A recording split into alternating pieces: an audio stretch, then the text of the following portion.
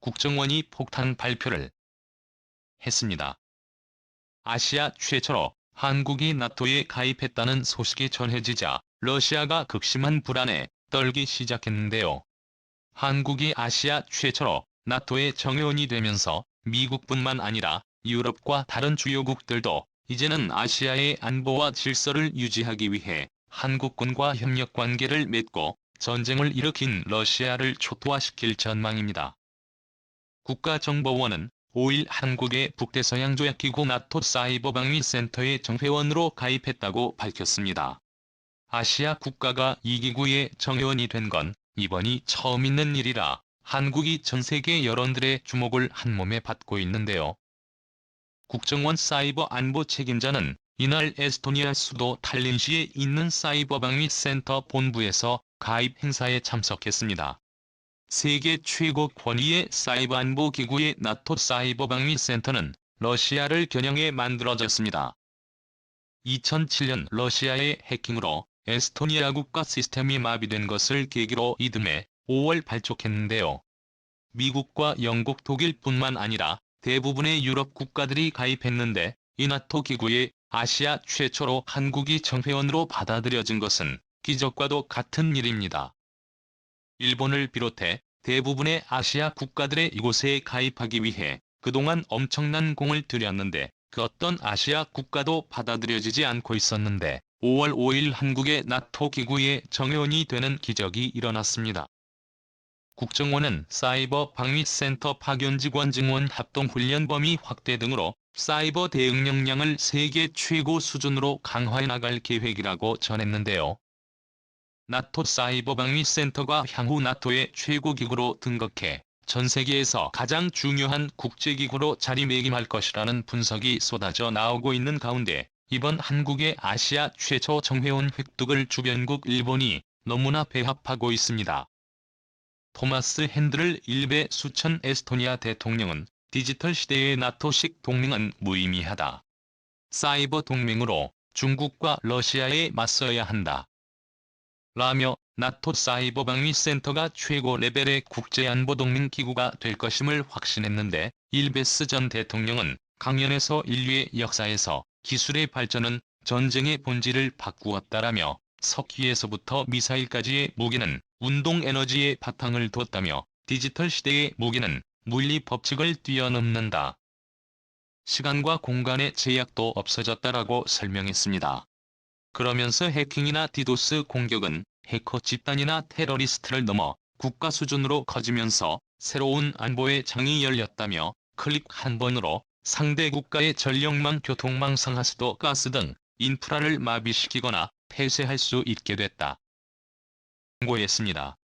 이베스 전 대통령은 2014년 러시아가 말레이시아 민간여객기를 실수로 격추한 데 페이스북 등에서 미국 중앙정보국이 러시아를 모함하기 위해 벌인 사건이라는 글이 잇따라 올라온 사실을 역정보 사례로 꼽았습니다. 러시아가 가짜 뉴스를 퍼뜨려 자신들의 잘못을 미국에 덮어 씌우려 했는데요.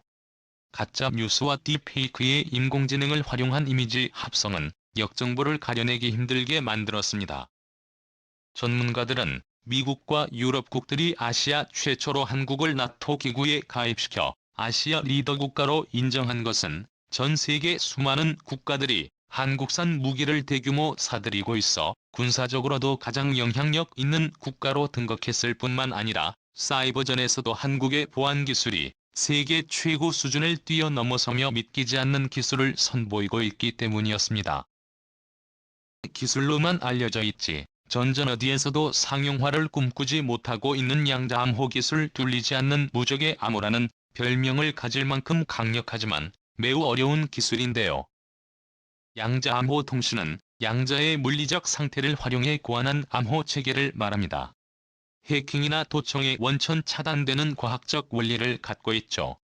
디지털 시대의 가장 큰 특징이 바로 0과 1이면 우리 모두 잘 알고 있는 사실입니다.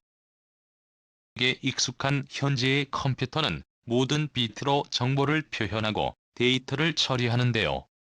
양자 컴퓨터는 비트보다 더 작은 큐비트로 작동됩니다.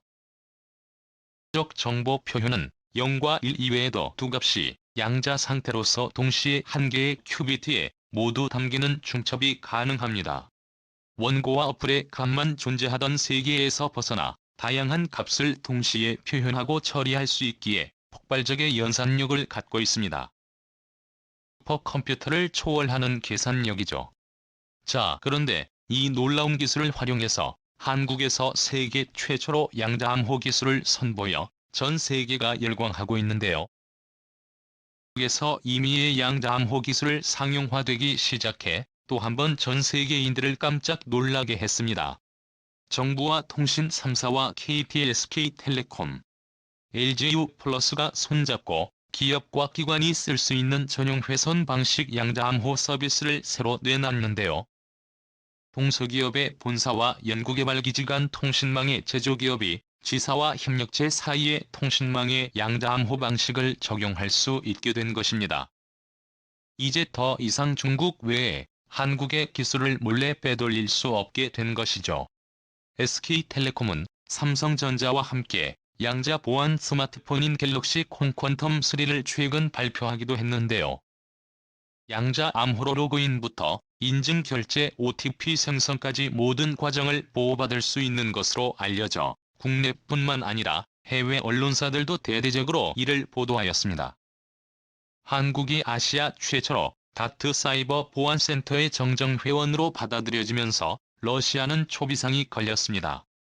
한국은 러시아의 비호 국가로 지정하며 한국의 러시아산 원유와 광물 자원들의 수출 금지까지 선포하며 한국의 사실상 전면전을 선언한 블라디미르 푸틴. 자, 그런데 이제부터 한국의 시원한 반격의 시간이 찾아왔습니다.